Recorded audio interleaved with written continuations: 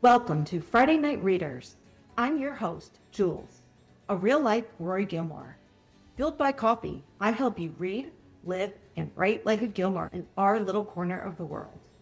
Step into a virtual Stars Hollow in a world of books, just like Rory. Before we dive in, don't forget to subscribe to our Friday Night Readers newsletter community on Substack. You'll get instant access to a free printable list of the 475 plus books on Gilmore Girls, plus even more Gilmore Girls inspired content, like our Rory Gilmore Reading Challenge, which we've been doing together since 2021. Paid members get exclusive extras, like the list of books from the show with episodes, which I've personally verified over several years of rewatches and wrote about in my book, The Unofficial Guide to the Books on Gilmore Girls. Come hang out where the real Gilmore magic happens. FridayNightReaders.substack.com. Hello, Friday Night Readers. Happy summer. We are in the heart of summer, and I feel like this is what we waited for. I think back to all of the winter posts that I made that feel like just yesterday, and it's all these dark themes and death and dying and harshness, and it's all kind of depressing. And we can't go outside, and now it's the exact opposite. Speaking of the opposite, our challenge for July in the Rory Gilmore Reading Challenge to read the books on Gilmore Girls is short books. And this is something that I've very specifically done over the years. I've learned that short books actually works best in summer. I do this prompt every single year because I just find it so satisfying that you can read a short book on this list. It could still be something really meaningful, and you can still take something from it that makes you feel like I read a classic. Not just I read something short. And the reason it worked its way into summer is that I used to do longer books and classic books in summer, thinking that they're lazy, hazy days and we have more time. But I actually found that short books works better in summer. And I think it makes sense. Going back to when I was in high school, I used to get a list of 5 summer reads to read by the time school started. And then right around Labor Day, we would have our exam. And the ones that I gravitated first were the short ones. And it's almost ironic. It's like we have more time, but that also makes us want to balance our time better so we can do things, whether it's go to a baseball game, which is one of my favorite things to do, or swim, or run around the yard with your kids. But at the same time, like I said, we still want something really meaningful that makes us feel like we tackled an iconic read like a Gilmore Girl. Rory would not be relaxing around a pool with a magazine, or even her cell phone. In A Year in a Life, we saw her at the pool with Anne Frank. While we're not going to go with books as long and hard as that, our particular catalog includes about 200 short books from the list on Gilmore Girls that I think you can read in a weekend, some in as low as a minute. We have poems on the list, but I go all the way up to 300-page books for this particular list. And that's why there are so many. And I think it may even be surprising when we think of Gilmore Girls and we think of the books on it. They're classic books that many of us want to challenge ourselves with, but can also feel overwhelming. Some of the books are older and tried and true, and some are newer, more culturally relevant, zeitgeisty kind of books. And that is what I love about this list. It's really about the most iconic books of all time. So I would really love to see you grab one of these for a lazy day in the sun and turn the last page feeling like you accomplished something much bigger than the number of pages you read. That's what it's all about. Now, as always, I feature one book of the month just to entice you to choose something that is especially important for you to read.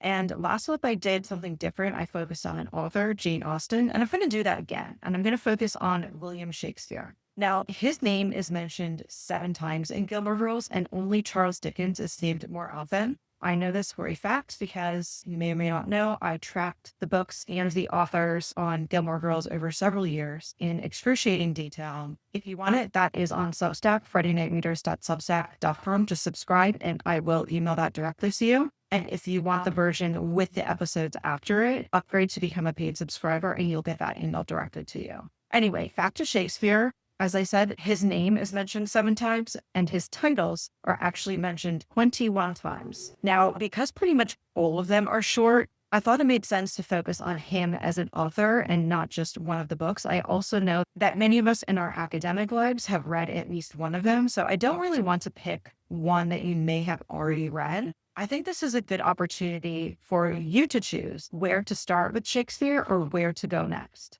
Personally, I am a huge fan of Shakespeare. I know that it's very hard to read, and I don't deny that. I'm not some super special reader. I'm actually quite a ordinary, normal reader. So yes, I do find it hard, but the way I do it is that I use the No Fear Shakespeare editions. And what these are is that you may have heard me say this before because I read that and always learning, but on one side is the Shakespearean text, and on the other side is a modern translation of it. This month, I picked up A Midsummer Night's Dream because I wanted something seasonal and, again, to knock off another Shakespeare off my list. And I'm thinking of also watching a performance on YouTube to go along with it. I think that's another fun way to do it. You can do it with an adaptation for sure, but if an adaptation doesn't exist or you want something that is 100% true to the text, you can definitely also find performances on YouTube. The reason I love Shakespeare so much is actually not because of the clout that comes with it. It's just spending an hour or two reading one of his works and then being able to casually say,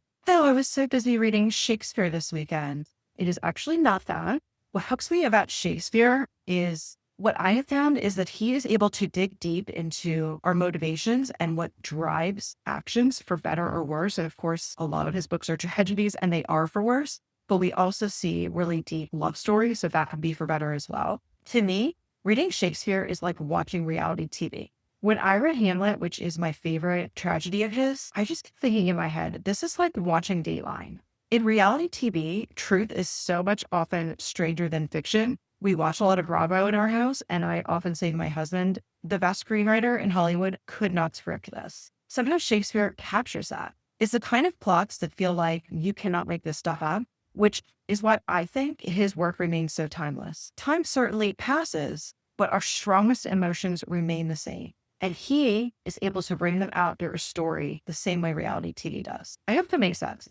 I'd love to hear whether you agree or disagree on this point. You can head to the full Substack post that's in the show notes and let me know. Speaking of the full Substack post, I've listed 16 works of Shakespeare that you can read this month to qualify for a short book. As I noted, Hamlet is my personal favorite. I've read maybe 8 or 9 of his works so far. Macbeth, I also loved. And I will note that I watched the recent adaptation, which was Denzel Washington and Frances McDormand, after I read it. And I thought it was great, and that it really helped me understand the text on another level. Romeo and Juliet, I totally think is one of the easier ones and a great place to start. I think what makes it easy is that a lot of people already know the story or know some of the most famous lines from it. And that gives you a basis to go into the text without feeling overwhelmed by it. Of course, one of my favorite adaptations of all time is Romeo and Juliet with Leonardo DiCaprio and Claire Danes. If you've been around here for any amount of time, you'll know I've said that frequently. It was one of the most iconic adaptations of my high school years. I'm Rory's age, so it would have been her years as well, even though the adaptation is not mentioned on the show. Of course, the text is also super iconic on Gilmore Girls. Who can forget Paris leaning over Rory and the line, "With a kiss, I die"? And this is also our last Tristan moment. I think there are many people who wonder what would have happened between Tristan and Rory. And I believe the showrunners said that the goal was to make Tristan Rory's college love interest. But then he got One Tree Hill, so that's where Logan came in. And I actually do think that if Tristan grew up a little bit, there could have been something there. The last one I want to make a particular note of is Sonnet 116. This is the one that when Rory strikes Chilton and Harris is trying to intimidate her, she recites it in her ear. It's only 14 lines, so read it and bam, you are done with this month's reading challenge. You know what? I will read it right now for you. Let me not to the marriage of true minds admit impediments. Love is not love, which alters when it alteration finds, or bends with the remover to remove. Oh no, it is an ever fixed mark that looks on tempest and is never shaken. It is a star to every wandering bark whose worth's unknown, although his height be taken. Love's not time's fool, the rosy lips and sheaths, within his bending sickles compass calm. Love alters not with his brief hours and weeks, but bears it out even to the edge of doom. If this be error and upon me proved, I never read, nor no man ever loved. That's it. You are done. So consider that one you can check off your checklist. And if you want another Shakespeare, you can totally choose from the list or from the 200 other books I've placed on the full list for you. Now let's talk about 10 short classics that were mentioned on Gilmore Girls that I think everyone should read. This is another way that I'm just trying to entice you to pick up some of the most iconic books from Gilmore Girls. Okay, so let's start with The Catcher in the Rye by G.D. Salinger. This is a Jess book, and it is so fitting for Jess. In case you're not familiar with it, it is about a prep school teenager named Holden Caulfield. He's got this very emo, angsty vibe. He's expelled from school. And the book is just really all about him walking through New York City and thinking about things that teenage boys think about, which is why it's so popular, especially with teenage boys. Things like loneliness and cynicism, coming of age. I know it's not everyone's favorite classic book because some people do not like Holden and think he's a brat, but I think he's very true to how teenagers think and feel. And I feel like finding a voice that resonates with you is one of the most impactful things a book can do, especially when you are in those formative years and it's hard to find classics that feel like they were written for you. So personally, I still think it's worth it, even if you don't like Holden. I also think, and I don't have data to back this up, it seems like this is the most required read of all required read. Maybe The Great Gatsby might be required a little bit more. And this one is a banned book, so maybe it is required a little bit less. But I've just found over time that this is the one that is most often read in high schools. So that's another reason why I think everyone should read it. On a slightly lighter note, but still an emotional note, is Charlotte's Web by E.B. White. This is one of the most beloved children's books of all time, but really it is for all ages. So I think what's nice about this one is you can either read it with a child or read it on your own and it's still going to work. In case you aren't familiar, it's about a spider named Charlotte, and she becomes friends with Wilbur, who is a pig who is the runt of the litter, destined for slaughter. So that's where the emotions come into it. And Charlotte's goal is to use her web to save his life. So this is one that is about themes of friendship and love and loss. That's what makes it so timeless for all ages. It really is one of those children's books that even adults can read from a new lens, having experienced so many more years of life. So it's a lesson for people who haven't gone through as much life. And then it's reinforcement for those who have. My best recollection is that Rory said this was one of her favorite children's books. And I know that Jen Bushaker, who runs a celebrity book club on the Today Show, has said that this is one of her favorite books as well. Now let's talk about A Christmas Carol by Charles Dickens. There's a few reasons why I picked this one as a book that everyone should read. First, it is July, and I really think it's fun to do Christmas in July. I started doing this a few years ago because I read a lot of advanced copies of books, and I actually found it fun. Another reason I picked it is because I think Charles Dickens is another author that everyone wants to read and knows he's a classic, but it can feel a little bit intimidating to pick up something like Great Expectations or A Tale of Two Cities, David Copperfield, Oliver Twist. So A Christmas Carol is a really good entry point. It's another one like Romeo and Juliet, where almost everyone knows the plot, at least generally. But at the same time, when you read the text, it really does feel worth it. The text is easy to read and it's short, of course, because that is our theme. But the prose is also really beautiful, and it really does feel worth your time to read the original works. Just in case you don't know, even though you probably do, it is about Ebenezer Scrooge, who is a very grumpy man, and he is shown by ghosts his past, his present, and his future, and that causes a Christmas awakening in him, which of course is the spirit of the season. Now let's talk about Frankenstein by Mary Shelley. I know that Jess called Dean Frankenstein, and off the top of my head, I can't think of the other Frankenstein reference, but I think there's one more in Gilmore Girls. So here's what I'm going to say about Frankenstein. I read this last year to prepare for the movie adaptation.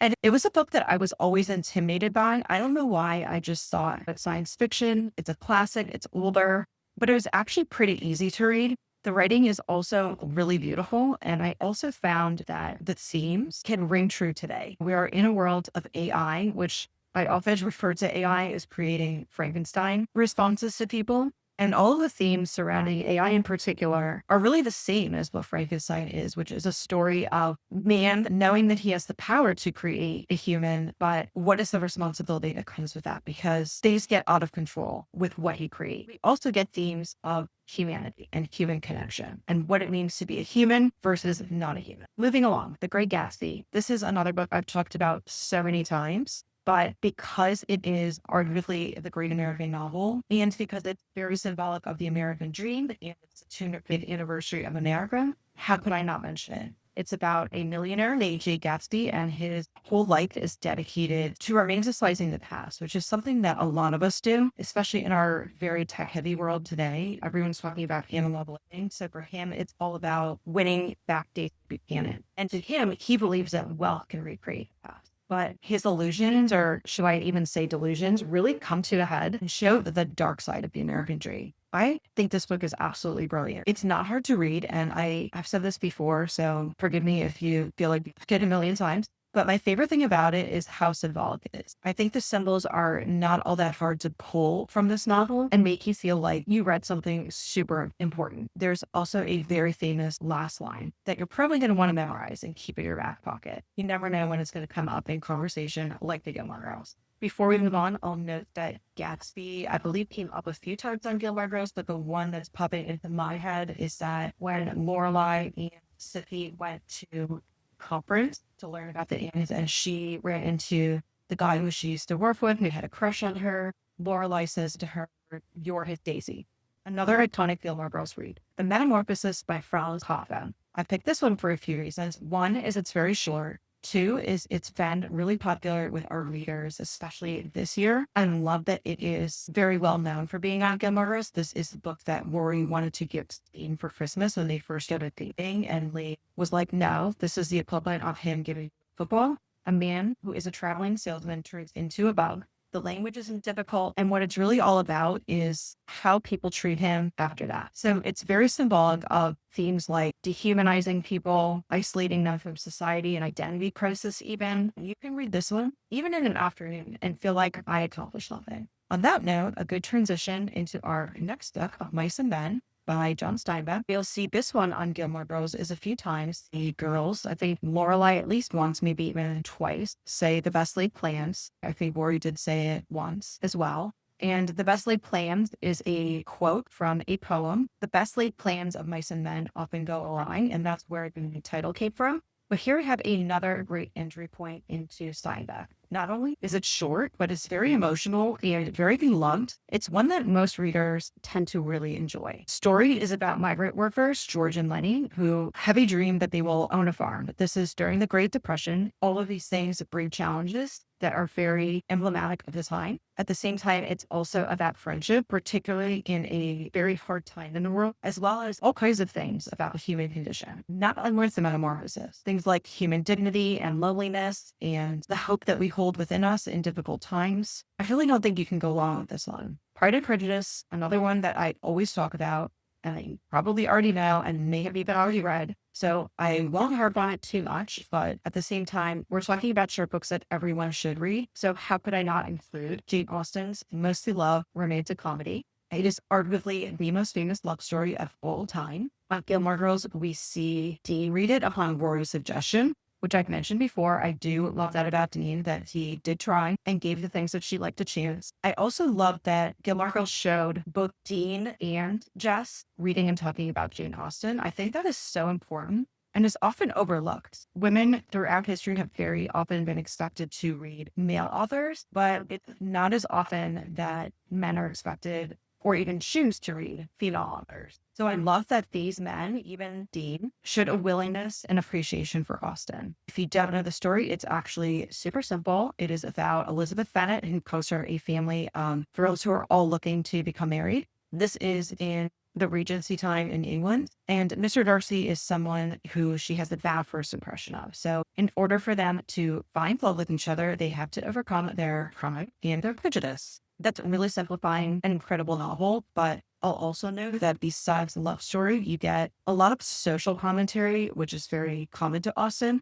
and so many ways to consume this book. The 2005 adaptation is amazing. Readers also love the 1996 BBC version with Colin Firth. I have not seen that one yet. You can also watch a modern adaptation like Bridget Jones's Diary. I just did a whole post about Jane Austen adaptations last week, including all of these. Another great way to read it is through Audible originals. And the reason I like Audible originals is because they're narrated by famous actors. Here, it was narrated by Rosamund Pike, who you may also know from Gone Girl. But she was in the movie, and I've said this a million times before, but for anyone who hasn't heard it yet, I'll say it again. I just think that when famous actors are narrating classic books, they just have the skills to make the book that much more immersive and easier to engage with. Okay. Romeo and Juliet, we have also talked about already, so I don't have a whole lot more to say about it, except that I do think that it is a book that everyone should read, and it's short. If you're new to Shakespeare, this is definitely the place to start after Sonnet 116, which you have already read and you've already accomplished. So you can officially say this is your second Shakespeare, not your first. And last but not least, Slaughterhouse-Five by Kurt Vonnegut. There are a few reasons why I chose this one. This is a book that I can even picture it in Jess's back pocket. And I believe he reads it in Chilton when he's talking to Lane. He may also read it in Luke's apartment. I could picture all three of those in my head. Anyway, Slaughterhouse-Five is the war story. And of course, we have many war stories on the Gilmore Girls book list. Most of them are longer. So this one is a way to get into a war story that is shorter. And I think that when we are readers who are trying to read the classics and the most culturally iconic books of all time, war stories fall into that because there are so many themes that come along with war and our history as humans. What's special about this one to me is it does it in a way that is both compulsively readable and memorable. This was one of my AP English class's favorite classics that we read all year in my senior year. And I think that the character Billy Pilgrim and the unique things he experienced, because this is a science fiction novel, is what makes it memorable. So if you're wondering what the heck am I talking about, in Slaughterhouse-Five, Billy Pilgrim relives moments of his life, and this includes the bombing of Dresden, but it's all done in a non-linear narrative.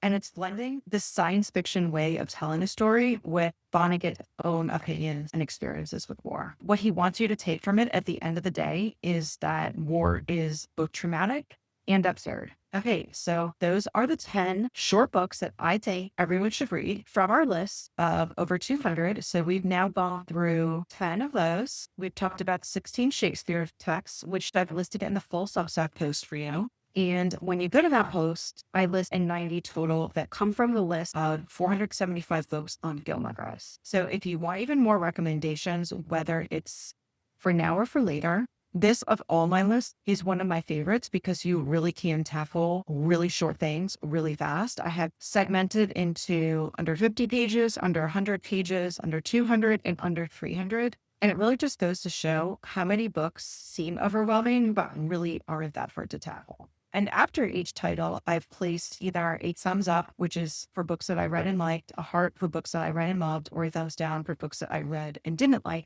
And it's funny to see how many I crossed off. I've been able to go through most of the under 50 pages books really easily now. And sometimes what I do, because a lot of these are fairy tales or poems, you can get them on YouTube. And if I'm just doing something little on my computer, like going through my emails, I'll just put them on in the background and check. I'm getting closer and closer to completing the Gilmore Girls reading list, understanding what they're talking about, being able to talk about these books in my own real life, and all of the other benefits that come from reading. So the full list is for paid subscribers. And here is my pitch to you for a paid subscription. When you sign up for a free subscription on Substack, you do get a lot of free content, including this episode and my checklist of 475 plus books off Gilmore Girls. But when you upgrade to the paid subscription, you get the checklist with episodes. So if you're a person who wants to know exactly where it was or to track your reading by episode, that would be for you. You also get a lot more exclusive content like that full list I just mentioned and other things. Right now, I'm doing monthly wrap-ups that go behind the scenes of my life, reading, living, and writing life at Gilmore. So you get all my book reviews for the month, exactly what's happening in my writing business and how I'm managing it, which I think is really interesting because I think a lot about where Rory Gilmore would be today and the challenges she would be facing. And I feel like I experience a lot of those. And I think it's interesting to see how I'm tackling them, which oddly may be parallel to how Rory would be tackling them. I also just think readers are interested in writing and writers, and it's just interesting from that perspective. My final pitch on a paid subscription, especially this past week where I've spent a lot of time thinking about social media. I mentioned how I like to go behind the scenes of my life as a writer. And one of the things I've been thinking about is whether to spend more time on social media to grow my writing business. And I've spent more time on social media in the past week in the process. And I just really feel like it's getting worse by the day. And there's so many reasons for that. I just find it all so overwhelming. I come from a background of long-form content, and I really feel like that was the best time on the internet. And I just love the idea of being in a community where this is your thing. So I try to do a lot of things here, like even curating the most important news in the book industry of the month for you, so you don't have to scroll. But I really think that we have to force ourselves to not scroll. I read something interesting that was saying how, and this is coming from a longtime vlogger as well, and he was saying that these days we're consuming a ton more content more superficially. And I really think that's what's gotten lost. So that is what's been on my mind. And if nothing else, I would love to see you read at least one more of these short books this July, because we did already read Sonnet 116 together. And that is because I know you're going to walk away feeling like you accomplished something that is much bigger than the text itself. For those of you in the United States, I hope you have a wonderful holiday weekend, and I can't wait to talk to you soon. Thanks so much for listening to Friday Night Readers. I love having you here in our little corner of the Gilmore Girls world. If you'd like even more feel-good fun, then upgrade to a free or paid email subscription membership at FridayNightReaders.substack.com. Free members get my personally verified list of the 475 plus books on Gilmore Girls. Upgrade to paid for the list with episodes based on my years of rewatches and the writing of my book, The Unofficial Guide to the Books on Gilmore Girls. You'll also unlock members-only posts like monthly recaps, as well as full community access to our chats. It's the coziest virtual place like Stars Hollow, and your support helps keep this podcast going strong. Lastly, if you enjoyed today's episode, please take a minute to rate and review the show. It helps other Gilmore fans find us, which helps me provide you with more content like this. Until next time, life's short, read fast. Thanks so much for listening to Friday Night Readers. I love having you here in our little corner of the Gilmore Girls world. If you'd like even more feel-good fun, then upgrade to a free or paid email subscription membership at FridayNightReaders.substack.com. Free members get my personally verified list of the 475 plus books on Gilmore Girls. Upgrade to paid for the list with episodes based on my years of rewatches and the writing of my book, The Unofficial Guide to the Books on Gilmore Girls. You'll also unlock members-only posts like monthly recaps, as well as full community access to our chats. It's the coziest virtual place like Stars Hollow, and your support helps keep this podcast going strong. Lastly, if you enjoyed today's episode, please take a minute to rate and review the show. It helps other Gilmore fans find us, which helps me provide you with more content like this. Until next time, life's short, read fast.